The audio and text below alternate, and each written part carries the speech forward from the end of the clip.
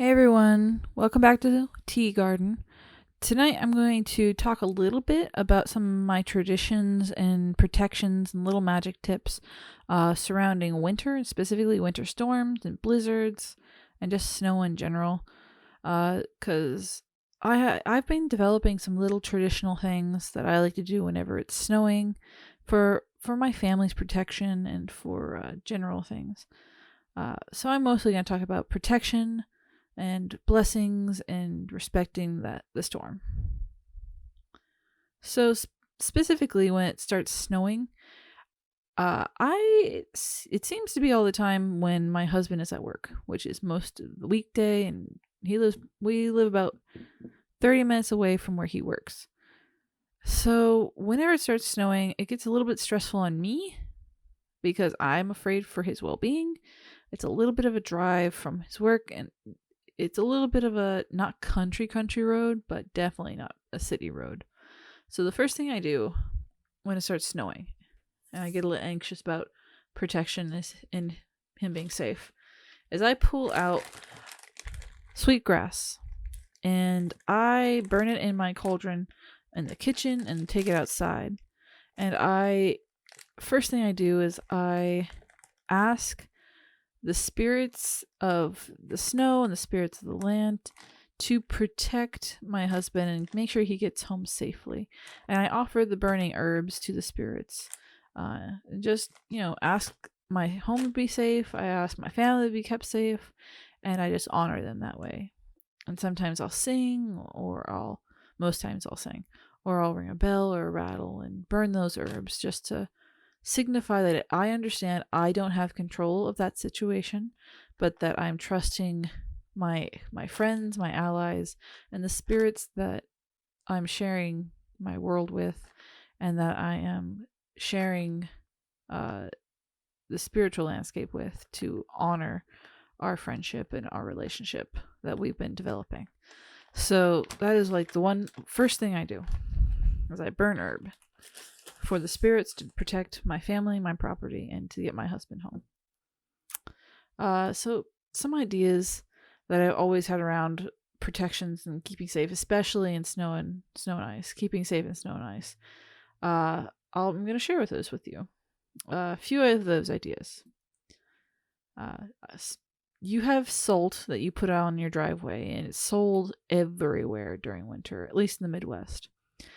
So one of the things you could do is you can take either that salt or just regular table salt and make sigils of protection or symbols of protection on your front step and back step. And not only does that keep the snow off of there if you're using the big driveway salts, but it also adds that extra protection, that extra feature of please protect this property, please keep the cold and the ice away from this property, and keep everyone inside safe. You could even use the driveway salts to make a huge sigil over your driveway, so that can also be fun to do. Or enchant the driveway salts, and the roadway salts to have more potency and protection.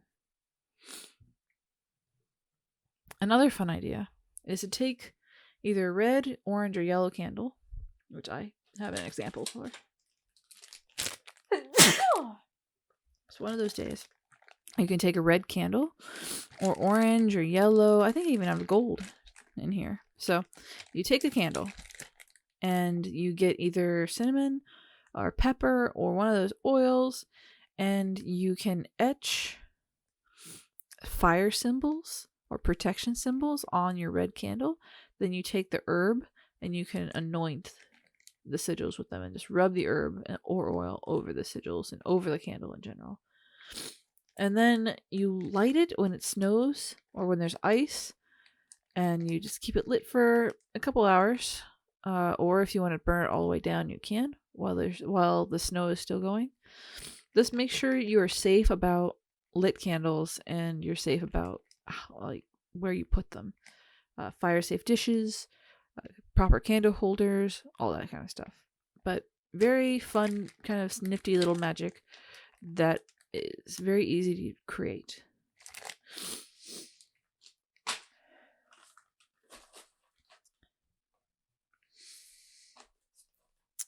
Another fun thing you can do is you can make a protection tea.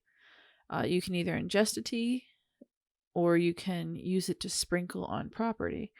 You can boil a tea with cinnamon and honey, ginger, warm herbs, even a splash of rum, and you can sprinkle that tea on your front and back door, again, to protect your property and home and those inside.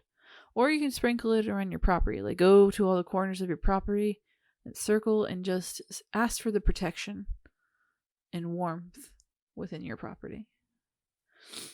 The last thing I'll share with you is less a protection and more of a inviting positivity and establishing a positive relationship with the land spirit, but also with general spirits, is you can invite positive energy into your property, especially during snow and ice and cold weather, by setting out birdseed for the feathered peoples.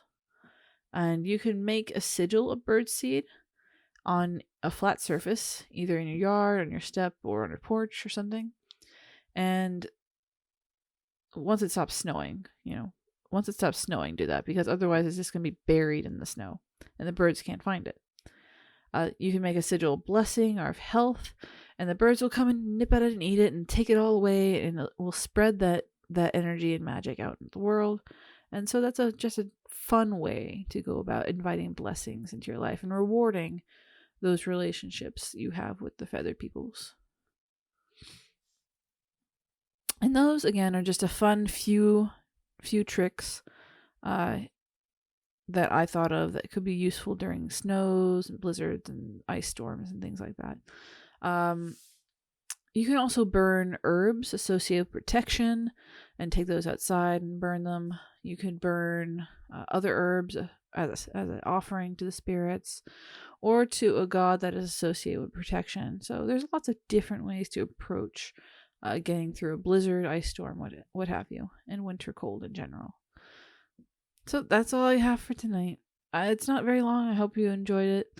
And talk to you again soon. Remember to like and subscribe. Thanks. Bye.